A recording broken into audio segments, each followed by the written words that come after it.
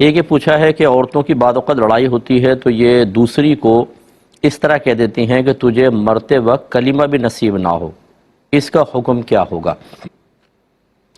دیکھیں، اگر تو صرف یہ غصے میں سامنے والے کو ہرٹ کرنا مقصود ہے، تکلیف پہنچانا مقصد ہے، غصے میں لانا مقصد ہے، حقیقتاً یہ ارادہ نہیں ہے کہ یہ کافر ہی ہو جائے، کیونکہ کلمہ نصیب نہ ہونے کا ہمارے ہاں مطلب یہ ہوتا ہے کہ یہ کافر ہو کر مرے، اور تو صرف اگر غصے کا اظہار ہے تو پھر کفر تو نہیں ہے، لیکن غیر مناسب جملہ اس طرح نہیں کہنا چاہیے۔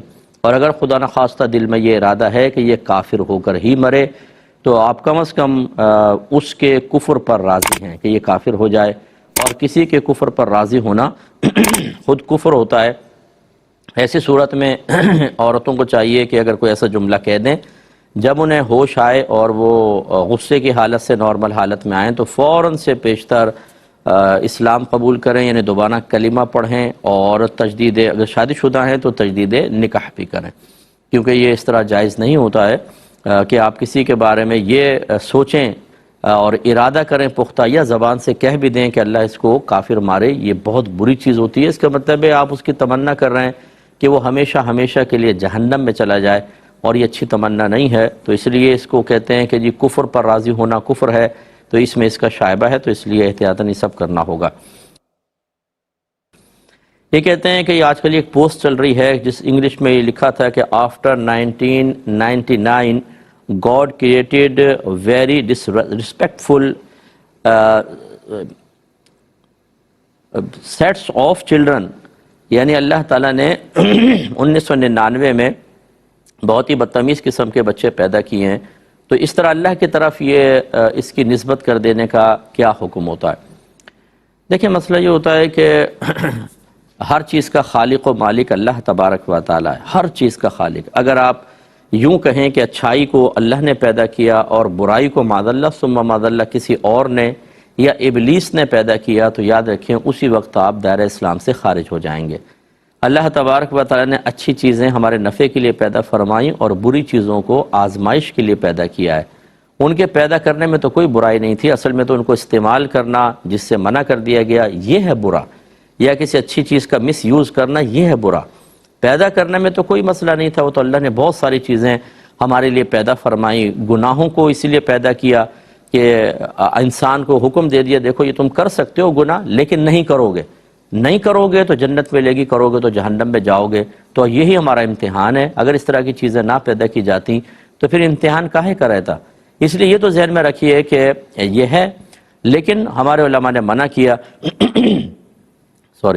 ہمارے علماء نے منع کیا کہ اس طرح کی کوئی چیز اللہ کی طرف منسوب نہ کی جائے، کیونکہ اس میں بے ادبی ہے۔ عقیدہ وہی رکھا جائے، منسوب کرنا مناسب نہیں ہوتا۔ اس لیے اگر کوئی بدتمیز بچے پیدا ہوئے ہیں، پہلی بات تو یہ کہ بچے تو اللہ نے پیدا کیے، بدتمیزی بھی اللہ نے پیدا کی ہے، لیکن یہ مسلط تو نہیں کر دی نا۔ یہ ہماری تربیت نہیں کرتے ہم لوگ، بچوں کو دین نہیں سکھاتے، اس لیے بچے ڈسرسپیکٹفل بنتے ہیں۔ تو اس لیے خلاصہ کلام یہ ہوا کہ اس پہ ہم حکم کفر وغیرہ تو جاری نہیں کر سکتے، لیکن اس میں ایک بے ادبی کا پہلو ضرور ہے، اس لیے اس طرح کے جملے نہ کہے جائیں اور ایسی پوسٹ کو آگے نہ بھیجا جائے۔ یہ کہتے ہیں کہ آفس کی بعض اوقات چھوٹی چھوٹی چیزیں ہم جو ضرورت والی ہوتی ہیں اپنے گھر لے آتے ہیں، جیسے پیپر لے آئے یا پین وغیرہ لے آئے، کیا حکم شرع ہوگا؟ دیکھیں، یہ چوری ہے۔ کوئی بھی آفس ایسا نہیں ہے کہ جو آپ کو کہے اسٹیشنری وغیرہ آپ گھر لے جائیں اپنے بچوں کے لیے، کیوں لے کے جائیں؟ اگر پتہ چل جائے تو آپ کو روک لیا جائے گا۔ اب ہم کام کرتے ہیں، پین یہاں پہ لگایا چلے گئے، اگلے دن نیا پین لے لیا، پھر یہاں لگایا چلے گئے، وہ بچے استعمال کر رہے ہیں گھر کے اندر، بالکل گناہ ہے۔ آپ کو ان تمام کا حساب کر کے اتنا پیسہ آفس والوں کو واپس کرنا ہوگا، اور اس چوری کی عادت کو ختم کیجئے۔ اگر آفس میں دوسرے لوگ کر رہے ہیں، یہ کوئی آپ کے لیے دلیل نہیں ہے کہ جی سبھی لے کر جاتے ہیں، معاذ اللہ ثم معاذ اللہ سب قتل و غارت میں مشغول ہو جائیں تو کیا آپ بھی اس دلیل کی بنا پہ سب کو قتل کرنے لگ جائیں گے؟ تو یہ نہیں ہوتا ہے، چنانچہ یہ غلط ہے بالکل۔ اللہ کی بارگاہ میں توبہ کیجئے۔ بہن فرما رہی ہیں کبھی میں نماز پڑھ رہی ہوتی ہوں قرآن، تو بچے کو واش روم وغیرہ جانے کی حاجت ہو جاتی ہے، تو میں ان کو صاف ستھرا کر کے پھر وضو تازہ نہیں کرتی ہوں، اسی سابقہ وضو سے نماز پڑھ لیتی ہوں، تو کیا یہ ٹھیک ہے؟ تو جی بالکل ٹھیک ہے۔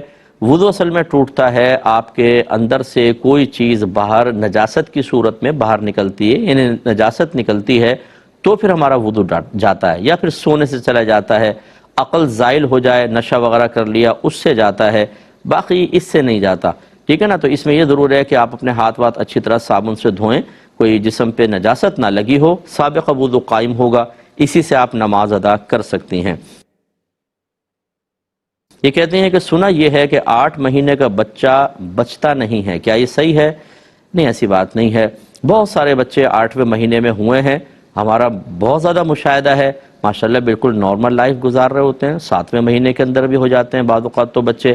تو یہ اس طرح کے مقولے بعض اوقات لوگوں میں معروف ہو جاتے ہیں، لیکن حقیقتاً اس کا شریعت وغیرہ سے تو کوئی تعلق نہیں ہے۔ یہ کہتے ہیں کہ ان کی ایک بہو ہیں جو 6 سال ہو گئے ہیں بچے کی شادی کو، 2 بچے بھی ہو گئے اور الگ گھر میں بھی رہتی ہیں، لیکن ان کا وہ مطلب یہ کہ مسلسل باعث سے پریشانی ہے، جبکہ 2 بہویں ایسی ہیں جو بہت اچھی ہیں، تو کیا کیا جائے، اس کا طریقہ کیا ہے؟ دیکھیں، اب مسئلہ یہ ہے کہ 2 بہویں اگر اچھی نکل آئیں تو یہ تو گاڈ گفٹڈ چیز ہی ہوتی ہے، کہ اب مجھے نہیں پتا کہ ان کی شرعی لحاظ سے دینی تربیت تھی، اخلاقی اور کردار کی تربیت تھی یا نہیں تھی۔ بعض اوقات یہ کچھ بھی نہیں ہوتا، پھر بھی بچیاں خود بخود اچھی ہوتی ہیں کہ ان کی طبیعت اللہ ایسی بناتا ہے، اور بعض ایسے ہوتے ہیں کہ جن کی طبیعت ایسے نہیں ہوتی تو ان کو تو خاص تربیت کی ضرورت ہوتی ہے، اور ہمارے گھروں میں شرعی تربیت کا جو فقدان ہے وہ آپ کو معلوم ہے۔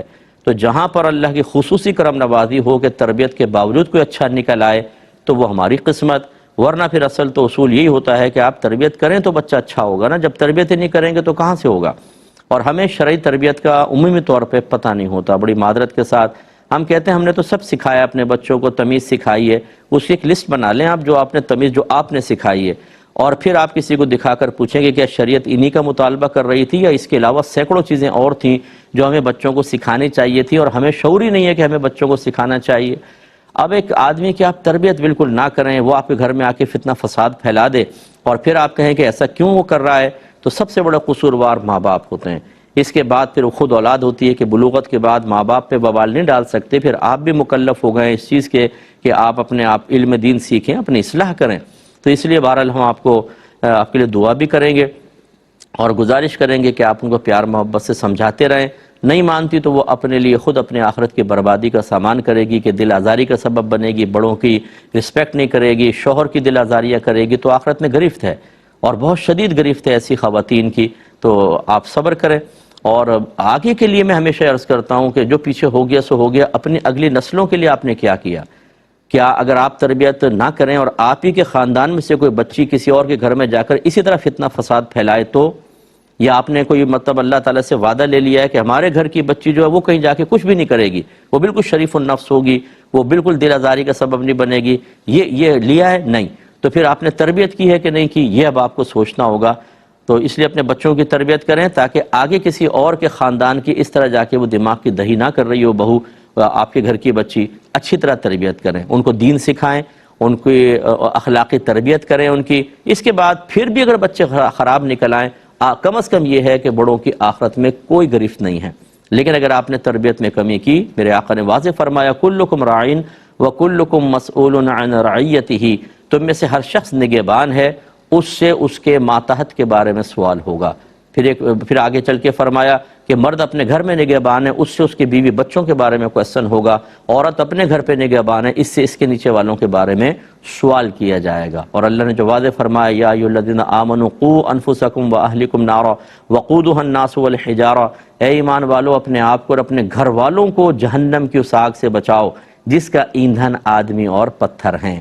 گھر والوں کو بچانے کا طریقہ کیا ہوگا؟ انہیں علم دین سکھائیں، نیکی کا حکم کریں، برائی سے روکیں، اخلاقی تربیت کریں، برائیوں ان سے دور کریں، انہیں گناہوں سے دور کریں، وہ جنتی بنیں گے۔ لیکن ہے ہماری توجہ اس کے اوپر؟ اور پھر اس کے بعد یہ شکوہ کرنا کہ جو گھر میں آئے وہ فرشتی سی آ جائے، ایک دم فرشتہ ہمارے گھر میں آ جائے، کچھ بھی خرابی نہ ہو۔ تو ہوتا یہی ہے۔ آخری بات بس میں عرض کرتا ہوں، جن کے بچے بغیر تربیت کے بھی ماں باپ کے فرما بردار ہوں، تنخواہ لا کر دیں، میں نے نہیں دیکھا کہ والدین نے مجھے کہا ہو کہ مفتی صاحب وہ نماز نہیں پڑھتا بچہ، تھوڑا دیکھیں شرعی لحاظ سے میرا بچہ کمپلیٹ ہے یا نہیں، ذرا دیکھ لیجئے، یہ اس کے معاملات ہیں۔ نو، کیونکہ ہمارے حق میں صحیح ہے نا۔ اور پھر اگر کوئی بچہ بدتمیزی کر لے، نافرمانی کر لے، تنخواہ ہاتھ میں نہ دے، بیوی کو پیچھے جا کے بیٹھ جائے، یعنی بیوی کی طرفداری کرے، تو وہ ماں باپ پوچھتے ہیں کہ مفتی صاحب بتائیے گا ذرا ماں باپ کا حق کیا ہے، اولاد کے فرائض کیا ہمیں بتائیں۔ بہن پہلے کیوں نہیں آپ نے حقوق اور فرائض کے بارے میں مجھ سے کوسچن کیا؟ اس لیے کہ اولاد آپ کے ساتھ ٹھیک تھی، اس وجہ سے اولاد بگڑی تو آپ کو دین یاد آیا اور آپ نے کہا دین کی ڈھال سے ہم اولاد کو قائل کر لیں. یہ میں آپ کو سمجھانے کی کوشش کر رہا ہوں، ناراض مت ہوئیے گا، لیکن خدا را اپنے بچوں کو شرعی تقاضے کے مطابق تربیت یافتہ بنائیں، وہ تربیت اپنی کمپلیٹ کر لیں، اس کے بعد وہ کیا کرتے ہیں آپ بری ذمہ ہیں. ورنہ اس کے پہلے میرے غالب گمان یہ ہے کہ ہمیں شکوہ نہیں کرنا چاہیے، ہمیں حالات کو سنبھالنے کی کوشش ضرور کرنی چاہیے، لیکن شکوہ میرے خیال میں مناسب لگتا نہیں ہے. جس کو دوڑنا نہیں آتا، جس کو کرکٹ کھیلنا نہیں آتا، بلہ پکڑا کے پاکستانی ٹیم میں داخل کر دیں پھر کہیں کہ اس نے کوئی کارکردگی نہیں دکھائی، تو قصور اس لڑکے کا ہے ہمارا ہے، دوڑنے والے کا ہے ہمارا ہے کہ ہم نے کیوں اس کو سلیکٹ کیا تھا. یہ اصل مسئلہ ہوتا ہے. تربیت انتہائی ضروری ہے.